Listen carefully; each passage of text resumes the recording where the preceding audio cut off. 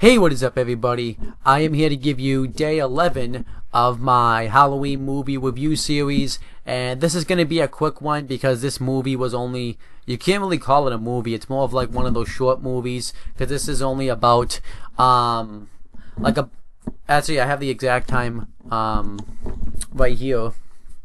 This is only, 9 minutes and 44 seconds, so this isn't going to be much of a movie series review. So now I have to move on to a new topic, as I talked about in my last video, since I finished the Halloween franchise. Now I'm going to be moving on to a different series. Now, I said it was going to be between two series. Those two series are eventually going to get done in this movie. In this series. I just couldn't decide which one I was going to do first. And because I had a lot of other stuff I had to do today, like homework and things, I figured it'd be easier for me to do Saw first, because that's the first one I'm going to do is Saw, because the first one's only 9 minutes and 44 seconds long, so I can just watch it quickly and do just a nice quick little video on it. So that's exactly what I'm going to do. So I'm here to talk about the next 8 to 9 videos are going to have to do with are going to be the Saw series. There's going to be one that won't be a Saw series. I haven't decided what day that's going to be yet, because this Friday I'm going to go see Happy Death Day. And I don't know what day I'll be I don't know what day I'll be able to review it, because that all depends on when I get home and stuff. So either Friday is going to be whatever Saw I'm on, or Saturday is going to be, and Saturday will be Happy Death Day, or Friday will be Happy Death Day review, and then Saturday will be whatever Saw I'm on. So that is all to be determined. But now that I've gotten all that out of the way, let's talk about Saw. And ironically enough, unlike the last series, I've actually seen all the Saws except the one I just reviewed. I watched them all. I watched them all. Wow, it's probably been about 4 years ago now, so I figured it was worth revisiting them again.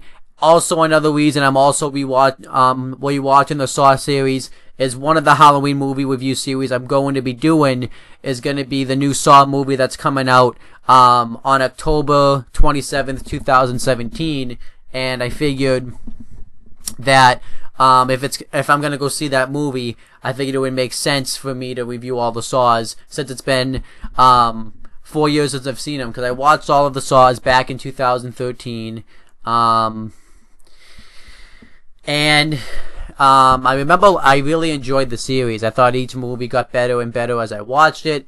But it's been so long now that I've seen it. I may feel differently now that when I go back and watch it this time around. So I would kind of like to go back and rewatch the series. So that's exactly what I'm going to do. I'm going to go over. I'm going to be reviewing all of the Saw series. Now that I've done that, let me just start talking about this movie. This movie, I'm not really going to explain how Saw became a thing right yet, because because this movie in Wikipedia goes through it pretty roughly, and I'm just gonna read that part of it. But I'm gonna go through the movie first and everything. So now this movie pretty much is the first Saw, but pretty much it's a prequel to the first Saw. It's now pretty much it's known as Saw .5 pretty much. This is pretty much before Saw 1, but this isn't the full Saw 1, so this is like half a Saw, you could pretty much say. And this movie was directed by James Wayne, and it was produced by Darren McFarlane. The movie came out sometime in 2003. It doesn't say the exact time that it came out, but it says it came out in 2003. And the movie only came out actually in Australia. So that, I think that's kind of funny how that happened. This movie was only available in Australia. You couldn't go see it any other place, but it was in English and stuff. So the budget, I don't know how this. Sorry, mic came connected. I don't know why that keeps happening. But maybe I should stop moving it around. But anyhow, as I was talking about, I don't know how much of this money would be in Australia, but there was a $5,000 budget put into this movie. Not a lot. I mean, like I said, you don't really need to put a lot of money into a 9-minute and 44-second movie, so you don't really need to do that. So, now that I've kind of discussed that, let me go over the movie itself. The movie starts off with a cop, and pretty much there's a guy named David who just pretty much went through a traumatic experience, and he's telling the cop about it. He wants to know every little thing that happened. We see he has evidence samples of like a chair that he was supposedly strapped to,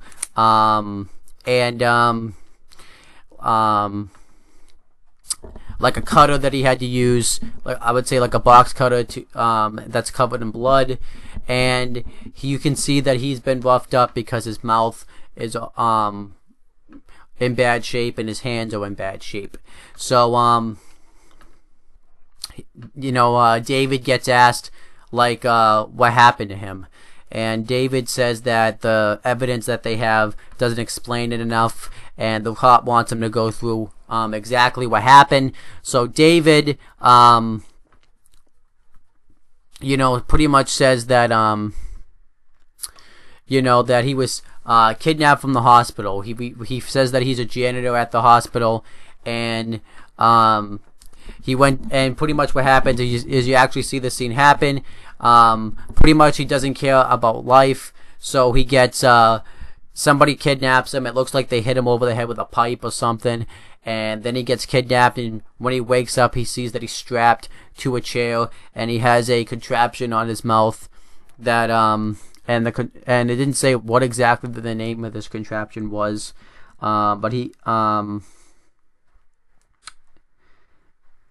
some sort of like rusty metal device, and then there's like a TV in the room, and the TV turns on, and we see that a puppet talking to him. It's like somebody recorded a message through this puppet, and pretty much he talks about how he wants to play a game, and pretty much what he has to do is, if he wants to save his life, he has to there's a lock in the back of his in the back of this contraption, and if he doesn't unlock it, and he has a certain amount of time to unlock it, and if he doesn't unlock it his time, his mouth will completely just open his mouth and kill him. So the only way he's gonna find this key is it's in the stomach of a dead body that's in the same room with him. So he goes to the dead body. We find out that this actually wasn't a dead body. It was actually someone that was alive who couldn't move because it looked like that they had been drugged and taken. So David cuts it open anyways, unlocks it, and saves his life. And then the frightening dog comes into the room like he's riding a tricycle, and says that some people are so ungrateful to be alive, but you're not. And then the cop asks him if David's grateful to be alive, and then the movie ends. Overall, I thought this was a pretty good film. I thought this was a good film. Now, also, you do have to put into perspective, it's only 9 minutes and 44 seconds long. But this movie, pretty much, if this had failed, Saw wouldn't have ever become a thing. You also have to put that this was pretty much used to test to see if people would actually like Saw, and it worked. So I'm just gonna kind of go through that. If I had to rate this, I'll give it a 7 out of 10. It was good. I liked watching David. You could kind of see him change a bit. I like the cop. The cop seemed pretty good. He got mad at him that he cut open another live person. So that way he could get unlocked this contraption, but he didn't understand. But David, you could clearly see, didn't really have a choice. The tension that they build, making you think whether or not David was gonna live. But even though you knew he was going to because he was telling the story, but I still thought they did that very well. So overall, I thought this movie was good. Overall, so now let me go through this movie didn't have a box office. We don't really know what it is, so yeah. But this movie, but yeah, now that I've gone through that, let me go through the cast of the movie. David was played by Lee Wayno, and the cop was played by Paul Motor. Then there was a nurse that talks to David in this movie, and she's played by Catherine Mathers, and the body is played by Dean Francis. The only one that we seem to really know is Lee Wayno. And now let me go through the I'm just going to read exactly what it says on Wikipedia for production. So it says prior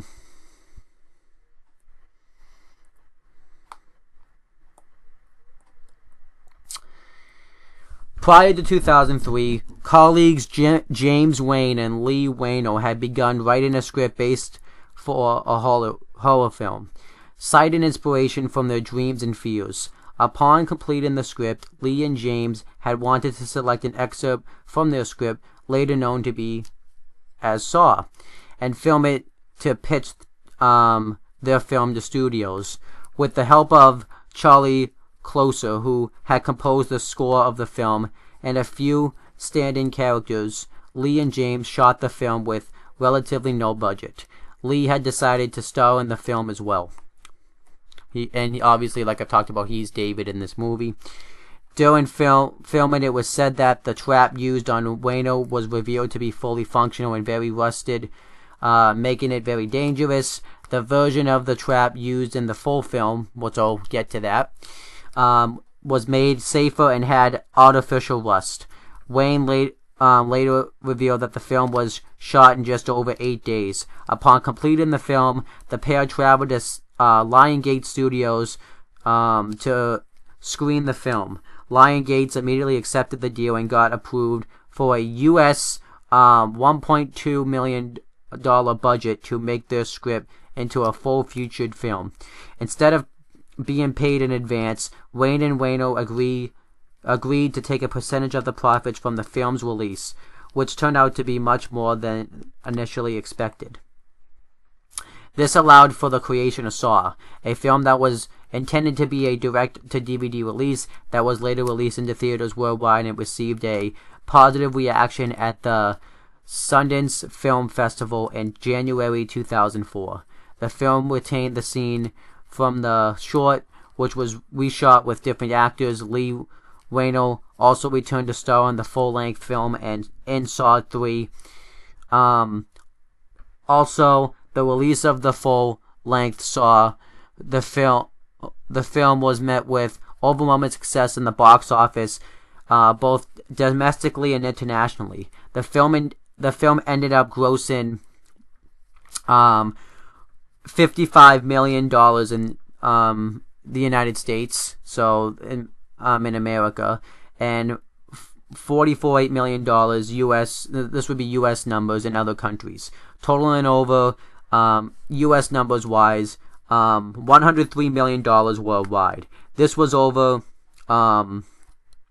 in United States numbers $100 million profit, over 80 times the production budget.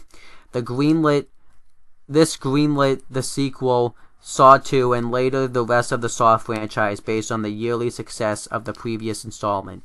Since its inception, Saw has been the highest grossing horror film of all time worldwide in unadjusted dollars in the United States only. Saw is the second highest grossing horror movie franchise, behind only the Friday the 13th films by a margin of, in United States numbers, $10 million. And that's really impressive. So this movie, pretty much, if this movie didn't receive a good direction, pretty much we would have never found out. Pretty much Saw wouldn't have been a thing. Saw would not have gotten as successful. So overall, this movie is a success. It gets a thumbs up. I think it's a good 7 out of 10 movie. And that's pretty much all I have to say about it. I hope you guys enjoyed this review. Thank you guys for watching, and please make sure you guys like, comment, and share this video so people will watch it. Make sure you guys subscribe to this channel and my CM Brothers channel, and click on the bell so every time you upload a video on those channels, you guys will get the notification for it. And that's pretty much it, guys. Talk to you later.